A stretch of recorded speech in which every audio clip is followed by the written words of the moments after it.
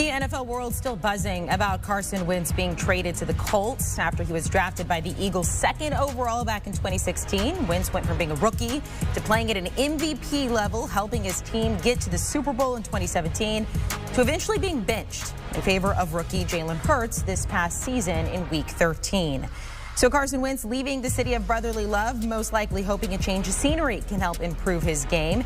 Now, in return, the Eagles get a third-round pick for this year's upcoming draft and a 2022 second-round pick, which, by the way, could become a first-round pick if Wentz plays 75% of the snaps or plays 70% of the snaps and the Colts return to the postseason. For more on the fallout of the Wentz trade, what we can expect from both of these teams moving forward, let's welcome in senior NFL writer Pete Prisco, former NFL quarterback Danny Kanell. All right, guys, expectations for the Colts and Carson Wentz in 2021. Pete, we'll start with you here. So Wentz reunites with Colts head coach Frank Reich, who, of course, was his offensive coordinator when he was with the Eagles playing at his highest level. So can he and the Colts help Carson Wentz get back to that level? Yeah, but it's not just Frank Reich. It's the fact he's going to have an offensive line in front of him that's pretty darn good. I know Anthony Costanzo is retired. They need to find a left tackle. But from tackle to tackle, that's been a pretty good group. And he's never had that in the last couple of years in Philadelphia. His wide receivers have been hurt.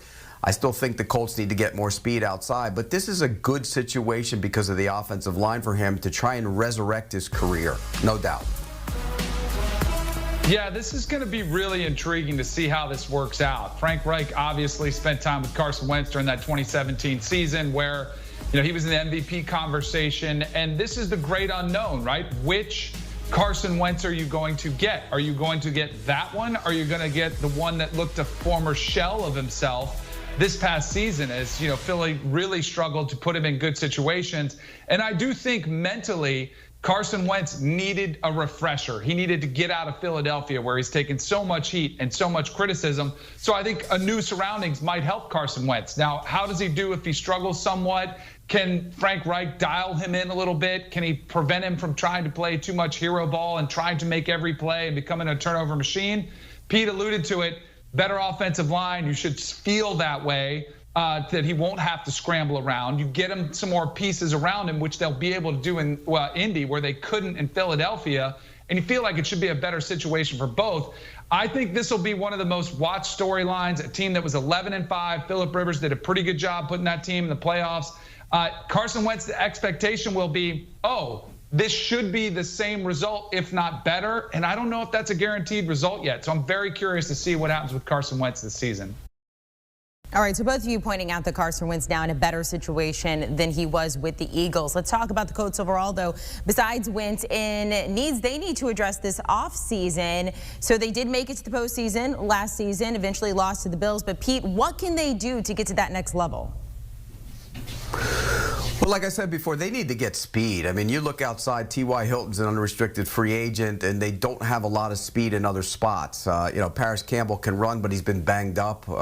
Pittman's more of a possession receiver on the outside. So first and foremost, I think they need to get faster on offense, and we know Wentz likes to throw the deep ball, so that's a priority. On defense, they have some guys they're going to lose. Danico Autry's probably going to go somewhere else so they can use another big guy. But I think more so than anything, it's a speed thing. The defense is young and improving, and I think the offense needs to get some young, improving outside threats down the field. I think priority number one would be, and Pete alluded to it earlier again, is Anthony Costanzo retiring. They're going to have to address the tackle position. Carson Wentz has been plagued with injuries. And again, if you want to build his confidence up, give him good, solid protection up front. You can address it through free agency. It's a little bit trickier. There's not great offensive tackles don't come on the market very often. Usually they're towards the back end of their career, which would not be a bad option. And then possibly address it in the draft where there are some talented players coming out.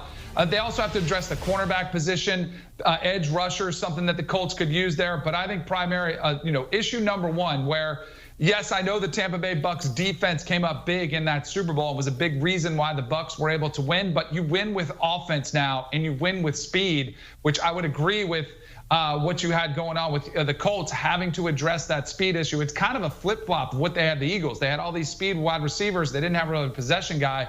Now you go to a team that needs that speed threat on the outside, somebody who can pop the top, because Carson Wentz does still have an amazing arm and you want to take advantage of it, but you got to give him a weapon. Do you want a sports network that delivers everything that matters about the game? The highlights, the picks, the instant analysis, no yelling, no fake debates, no politics.